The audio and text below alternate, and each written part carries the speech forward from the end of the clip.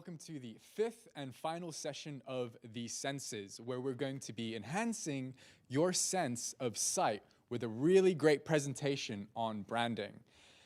We have a really special guest on today. She is the co-founder and creative director for Arium collection and the founder and CEO of Branding to Success. The Senses is brought to you by Metropolia Entrepreneurship Society. My name is Ben Gran, and I am the community developer at Metropolia ES. So please, without further ado, warm welcome to Julia Kim. Hello. Hi. Thank you so much for the introduction, Ben.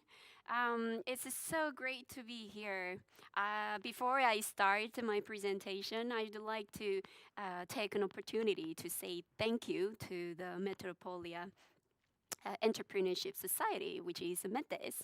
When I was invited for speaking about branding, I was so happy and so grateful to have this chance because branding is my passion and is my purpose of my, business. And also, I really enjoy to look into people's strength, core values, and then bring out the best version of themselves. So branding is something that I always put my minds on.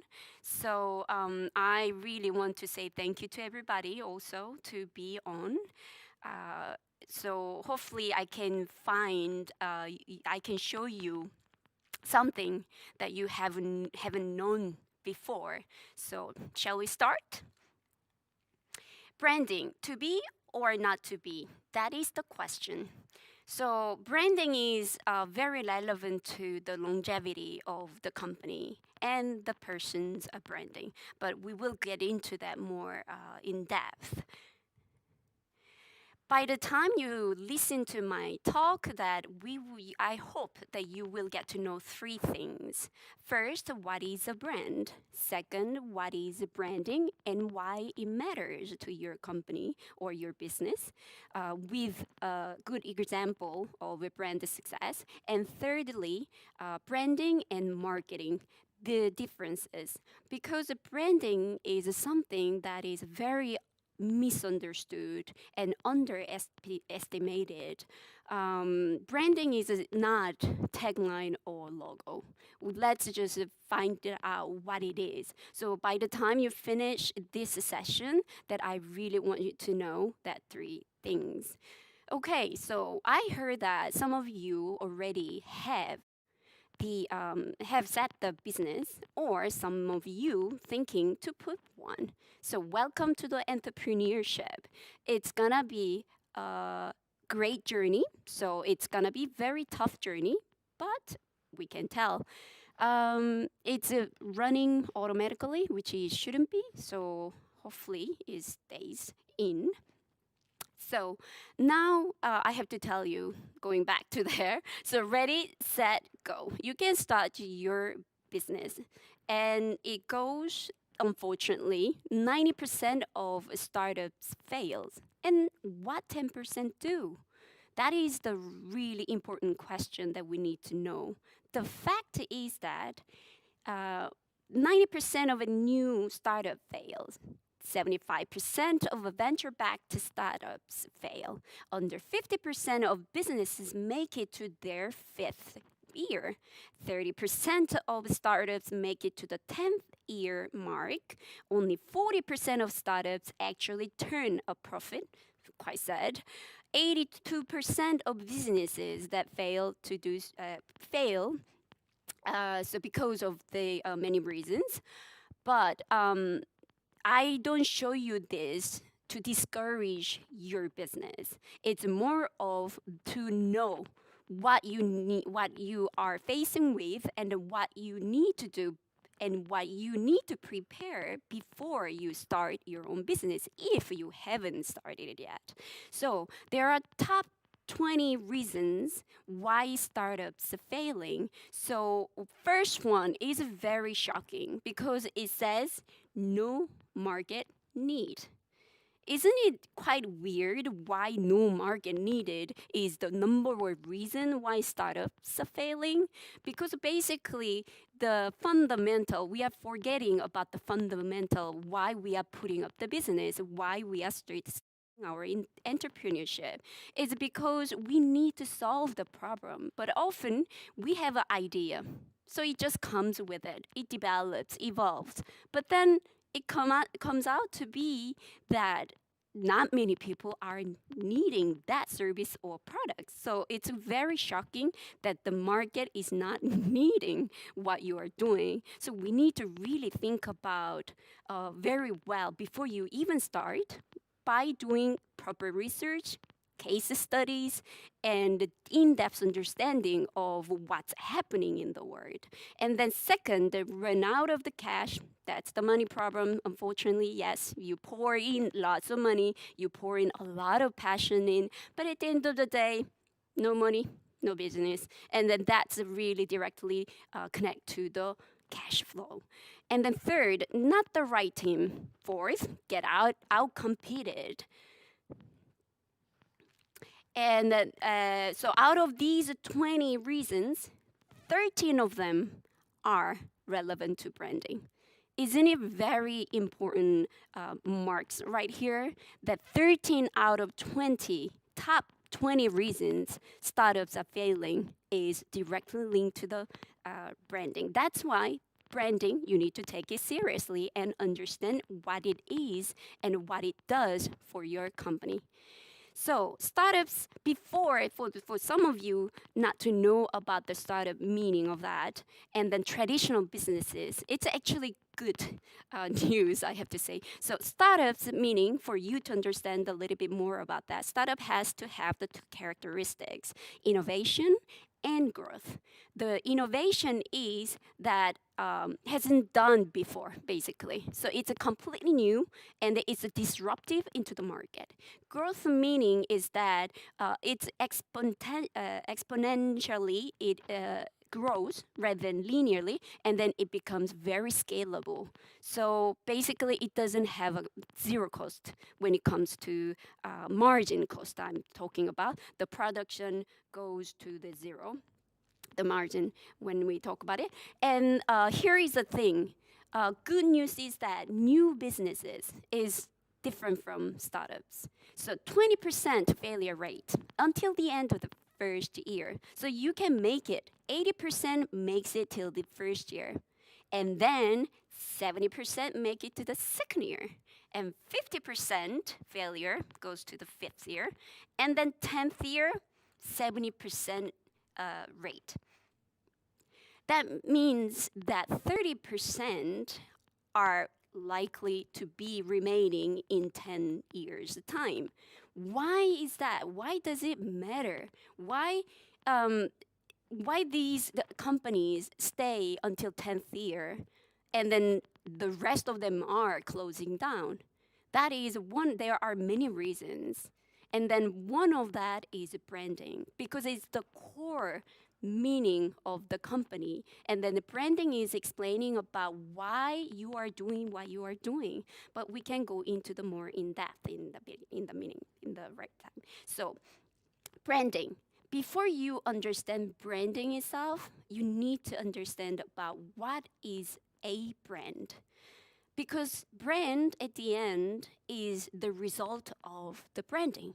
So we need to understand what is a brand. So brand can be a person, place, firm, country, or organization. It's not only the product that as you see, or is not the sellable products. It can be unsellable as well. So here are some iconic brands. You can see here that Netflix is there, Apple is there, Facebook is there, EasyJet, eBay, and also the famous Google. Everybody is here, and then some of them are new, some of them are like around many years. So now we can see that brand is more than a product. So a branded product is, of course, it's a brand, But then at the same time, logo can be a brand, symbol can be a brand. So cornflakes, cereals, Finnair, Warren Buffett as a person can be a brand. Steve Jobs. When you think about Steve Jobs, that you have this kind of relevant feelings and emotions passing through your head, that is actually the brand.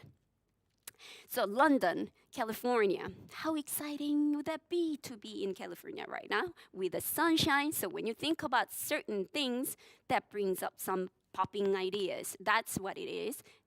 That's the brand. Rolling Stones, Free Trade, Coca-Cola, Chanel number 5. So in the sum, that a brand is a set of ideas, a company or a product stands for in people's mind. So it's more than product. Brand is actually linked to people's mind. So there are 3 elements that brand must have.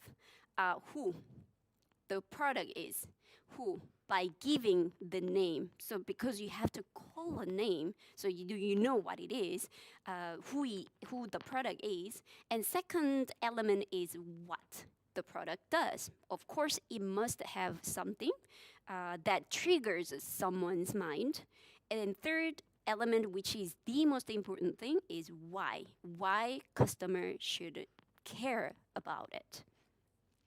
So when you think about it, brand has to have a common ground between what you say or what you do. So there's one side of it that you want to show as a person or as a company.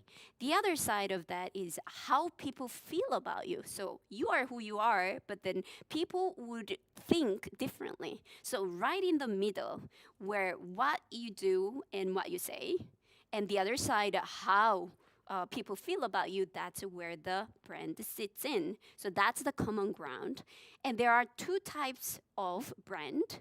First one is a personal brand. Second is a company brand, or you can call it the business brand. So this is treated a little bit different, but the fundamentals, it doesn't change. So you need to understand the brand pyramid, meaning, which is very simple. Brand has got the different levels of awareness, if you would like to say it in that way, too easy to understand. So people may not know you even, you exist. So in order to be noticed, that it has to go on the second level, and then you need to be standing out of many people, and then you need to get trust. Then you will gain the loyalty on the top. So where you are going is targeting the very top of that to get the great brand. And this is a very, it looks complicated, but then don't worry about it. It's simply going to the left side at the stage of the brand development. It's very similar to what I just explained. The very bottom of that, you need to make people understand, who are you? Who am I? So you need to fill that gap because they don't even know you. So that's the first thing. And then second, passing the meaning. What are you? What you are doing? So that kind of a meaningful element has to touch somebody's. And response is the third one. And what about you? But actually this is why you. Earlier that I mentioned 3 elements, that's right here. And then where the top of the pyramid of a brand sits on is about the relationship, which is the most important things. What about you and me? Now we are thinking together. So think about this way: when you have falling in love with somebody, you have to pass the stages. So that is something like that. Brand is something to do with this understanding of each other. So there are 5 drivers of brand. In order to create brand insistence, so that people understand that you are insisting, or your company insisting to be existence. This is quite looking a little bit complicated, but it's a very same five simple meanings. The first one is awareness, so people doesn't know, so they need to know about you. Second, relevant differentiation, meaning that people would like to understand what's in it for me. So what does that for me? And then what's so different from the others? Because there are so many products, so many companies, and that we basically don't even need another product or another company unless you really solve the problem. But you need to show what's the difference and what's relevant to the people. And then third one is value, and then good value. Obviously, people look for the good value. And then fourth is accessibility, meaning that where can I find you? Where is the contact point? And then fifth one is the most difficult part of it, emotional connection. So this is very linked to the certain marketing meanings, of course, but there's a huge differences. So right now that I'm gonna talk about the brand strategy, let's see how the brand is actually composed of. So there are 5 elements within the brand strategy, and that is like a same as like a branding strategy. You can take it that way as well. Brand itself, within a brand, there are 5 elements. That's first, a brand identity, which means that people would like to know you, but how it's shaped and how you look, that has to be visually existed. And the second one is the brand voice. What kind of a talk and voice you have? Because when you meet a person, that everybody has got their own characters and their own way to say things. So brand is a living, something that you can also have own voice in order to explain. So also connect with a person. And third is a staff activation. So how you act. So within the brand, there will be branding representatives and then the people who are working for a company or a service or a product, that people have more multiple contacts from different people. So that's where it goes. So and then third one is the customer activation. So how you engage with the customers, so that's very important. Right now that most of the things are transferred to the e-commerce more than ever, due to the fact that where we are living is pretty much limited. But that's why this is quite important, where you're gonna meet your clients and how you're gonna meet them. And then brand management is how you keep it all on track. So all these 5 elements are mingled together and it become a brand positioning, and then people can identify how authentic you are, will define that how successful you can be. So every single person, every company has their own color, their authenticity, and their identity. It cannot be the same. So that's very important. If you have a similar identities to somebody's company or somebody's products, then you're not gonna be standing out. That's what it is and how it works. So what makes a brand? As you have listened to the previous explanation, you might have this concept. It's not only the tangible products. It's not brand. It could be, but it's not all. So you have to have something intangible. In order to explain something intangible, which is within the human mind, proven result over time is very important to make a brand. And consistency with the same messaging that you are sending out to people is very important. And a consistent product within, so the brand identity. So it cannot make all of a sudden you are making coffee and all of a sudden you just change it and turn it around and become like I don't know, restaurant. So that's some kind of a total different gaps. It has to evolve within the identity, within the message, within the philosophy behind of it, and then you can expand and adding more products. Not like all of a sudden randomly adding more stuff throw into that. People will get confused. And then something that delivers on promise. So people think about a person. If someone is trustworthy, there's a proven result in the past. That's exactly the same as to a brand that has to have the promise, keep on the promises. And evidence and showing it repeatedly. So that finally that brand can be summed up in three very important words. Consistency is a key. Advocacy is another key, and authenticity is super important. Of course, there are other characters, but then these three things are the fundamentals, but at the same time, so the most important and difficult things to accomplish.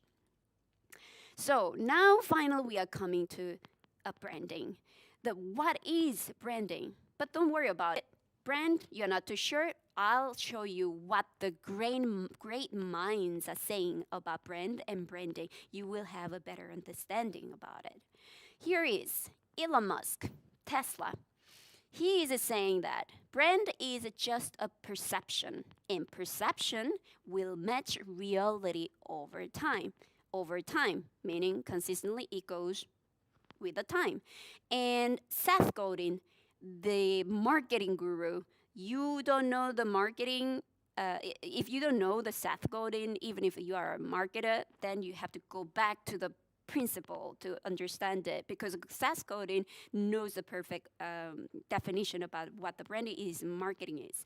So a brand is the set of expectations, memories, stories, and relationships that taken together account for a customer's decision to choose one product or service over another.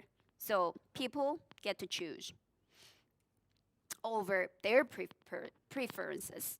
Jeff Bezos says, a brand for a company is like a reputation for a person. You earn reputation by trying to do hard things well. What about Henry Ford? He said, you can't build a reputation on what you are going to do.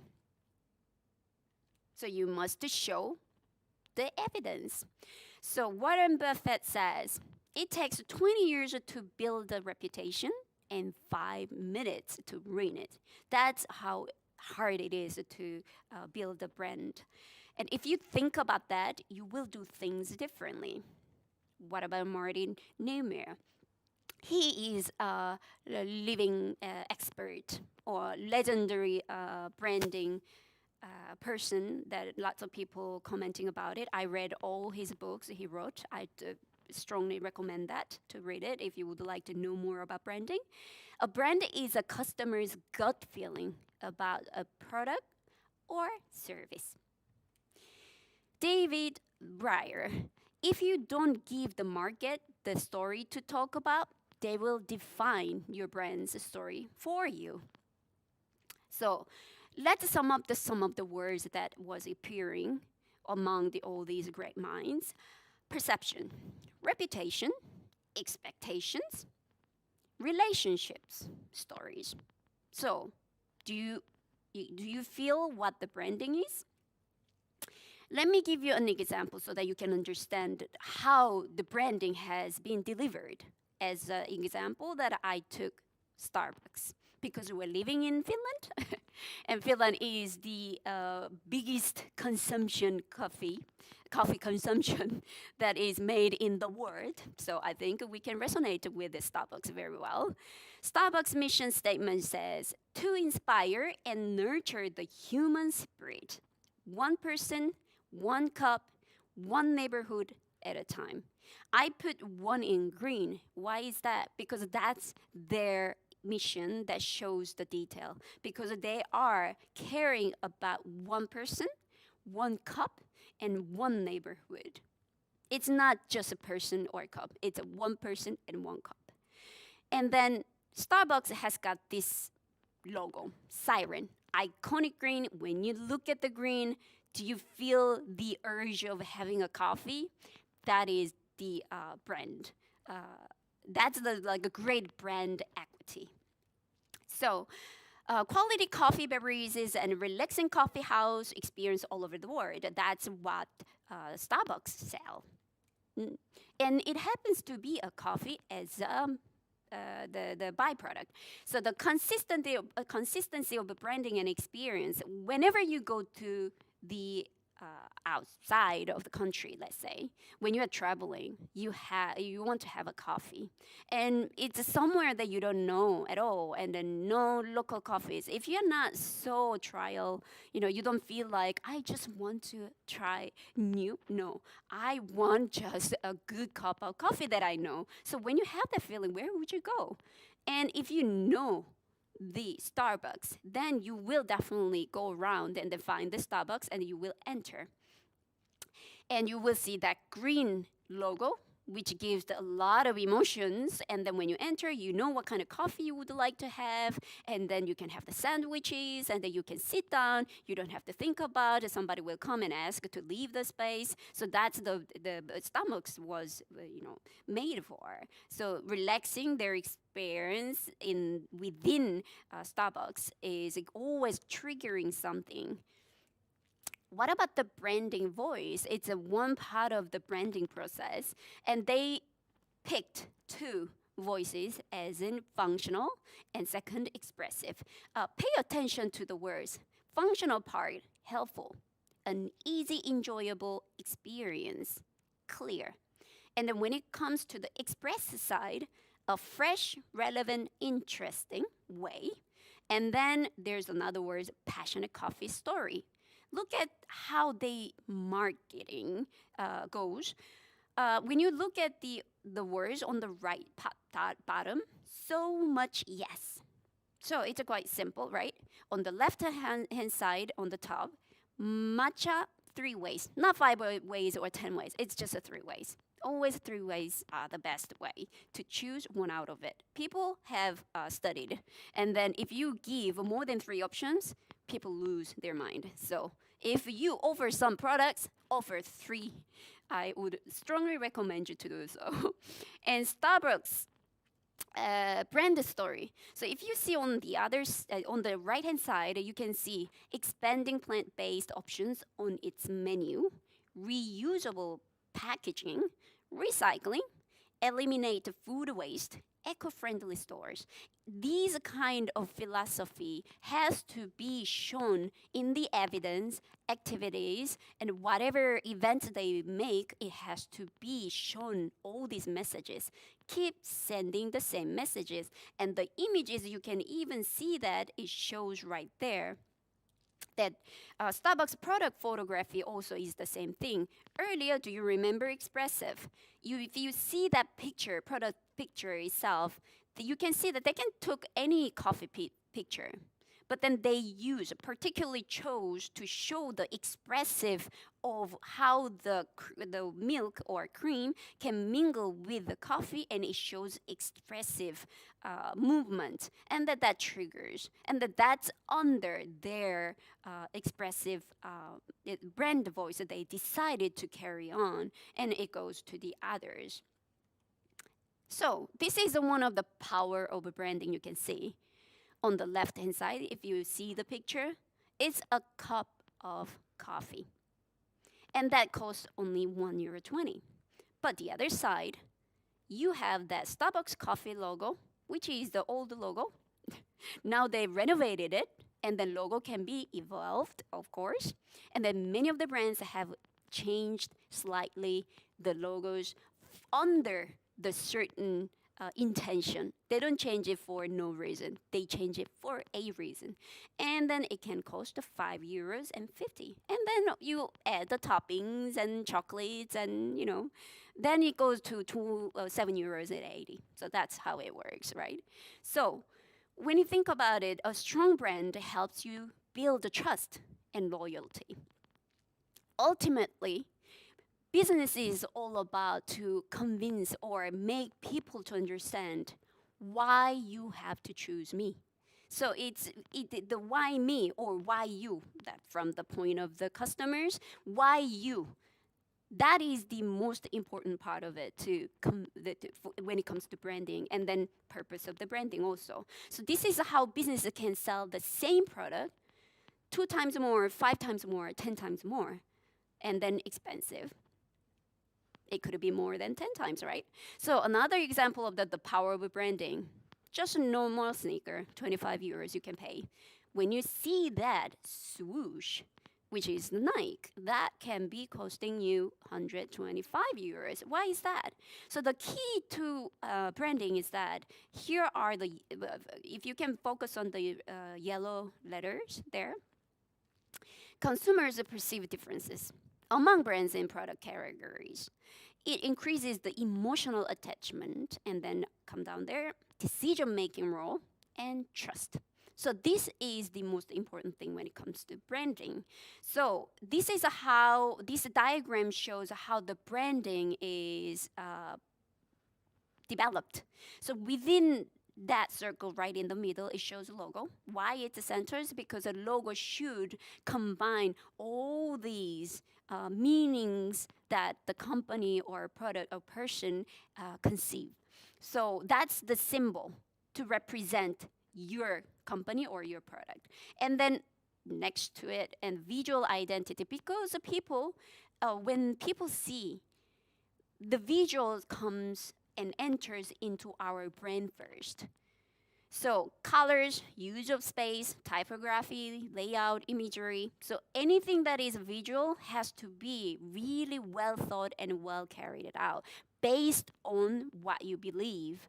And branding whole itself, when you think about the branding process, within that branding process, all these company or person's value, which is a core value, personal brand personality, tone of voice, business and social networking, marketing approach, communication channels, associated brands, brand processes, customer service philosophy, type, quality of products and service, everything is within branding management.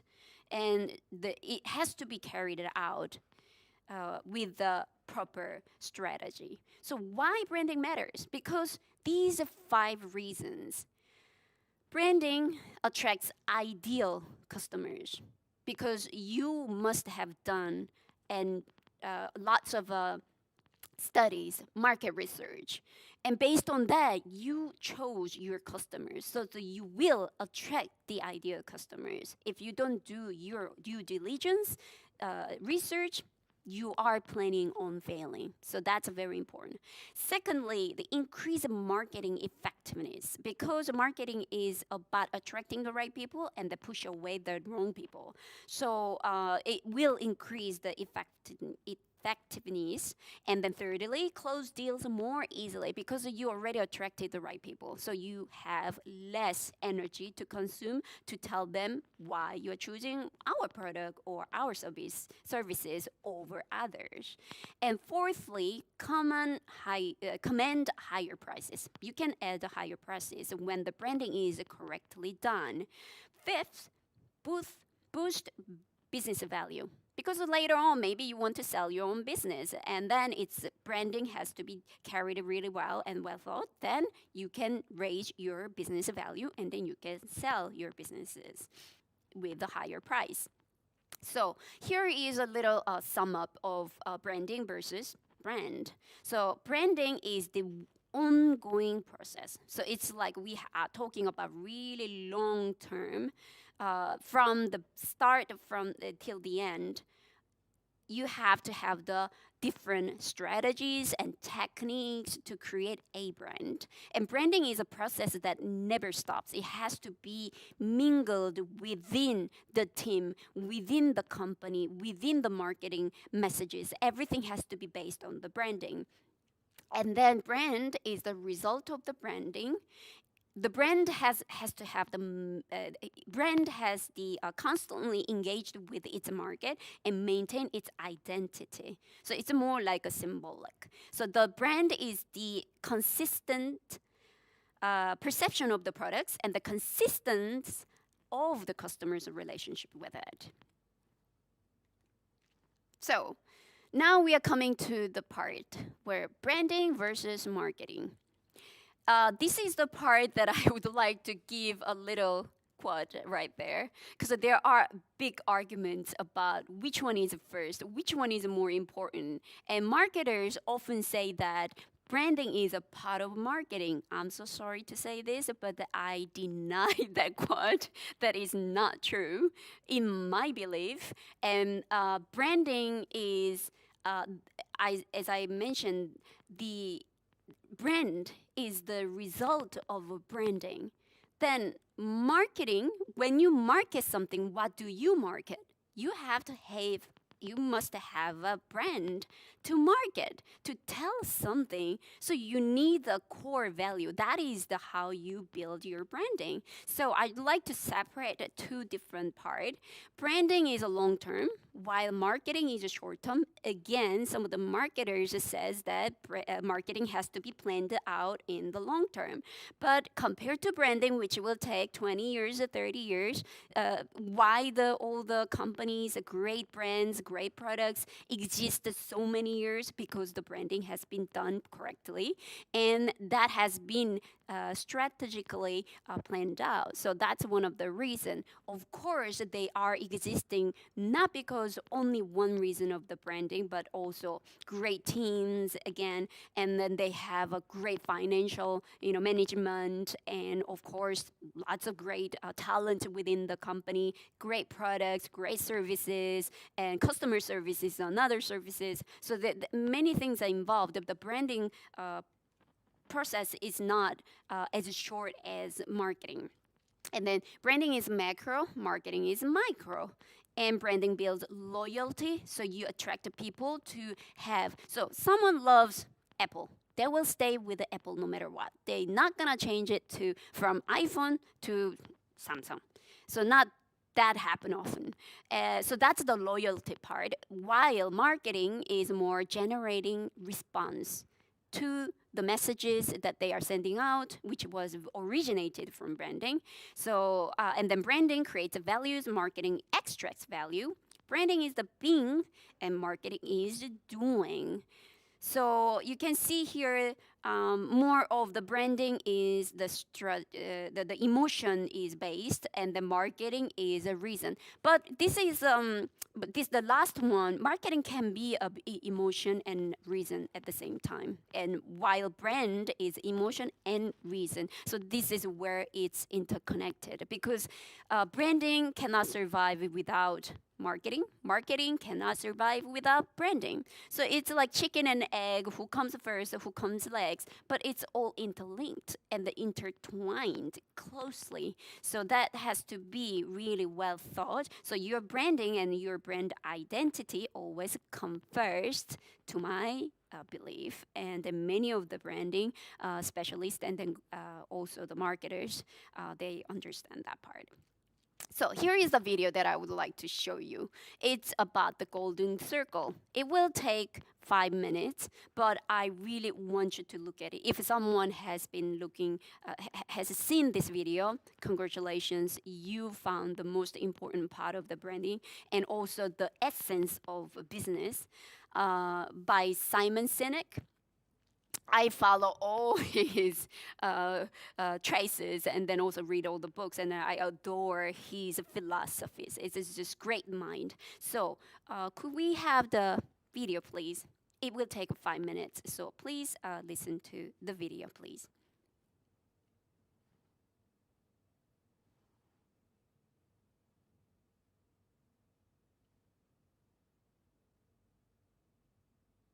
The golden circle.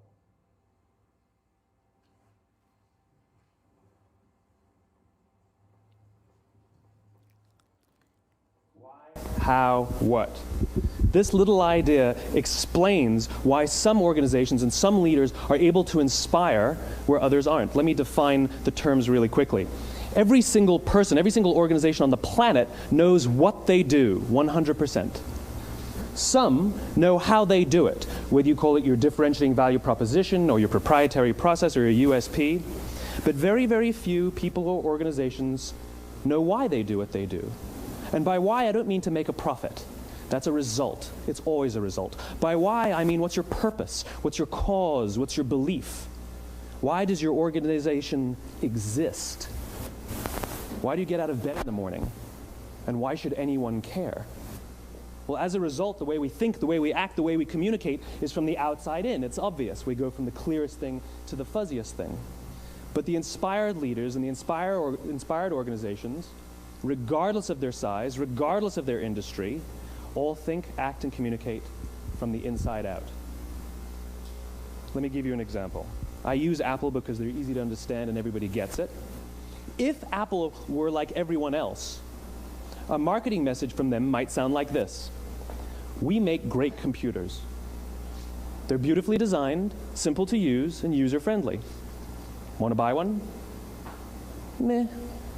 And that's how most of us communicate. That's how most marketing is done, that's how most sales is done, and that's how most of us communicate interpersonally. We say what we do, we say how we're different or how we're better, and we expect some sort of behavior, a purchase, a vote, something like that. Here's our new law firm. We have the best lawyers with the biggest clients. We have, we always perform for our clients, do business with us. Here's our new car. It gets great gas mileage. It has, leather seats. Buy our car. But it's uninspiring. Here's how Apple actually communicates. Everything we do, we believe in challenging the status quo.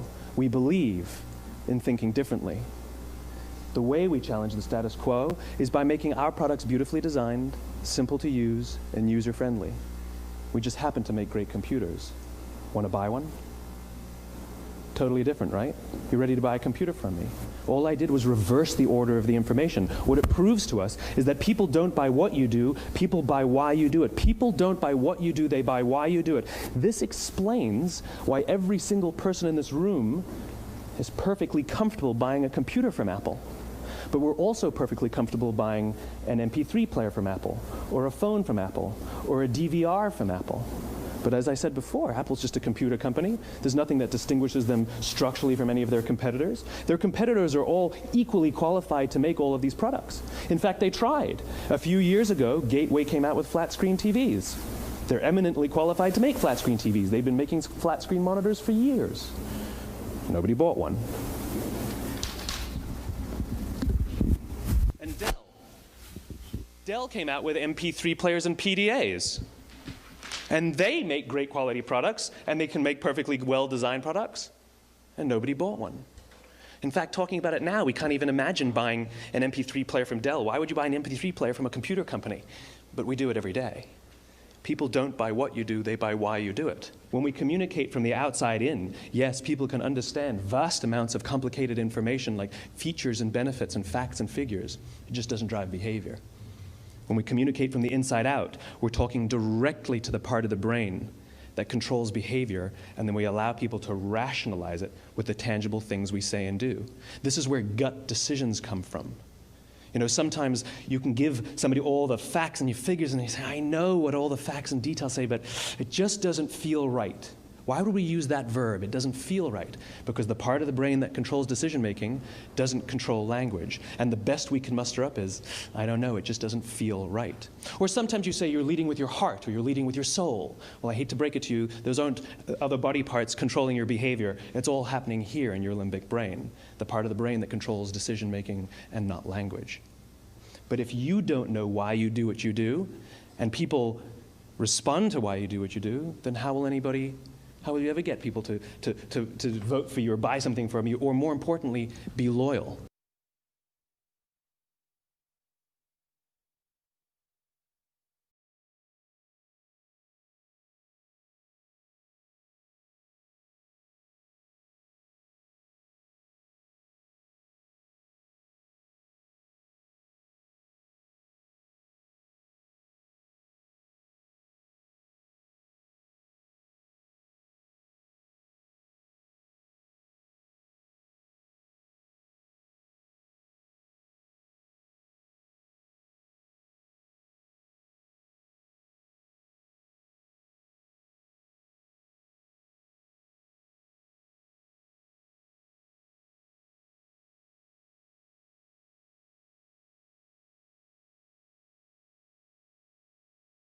is the thing that people can copy the how. They can study about the marketing tactics. You can even check on the Facebook what other brands have advertised.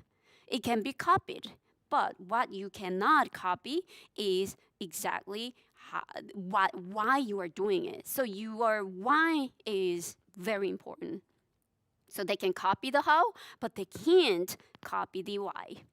So you can start unseen.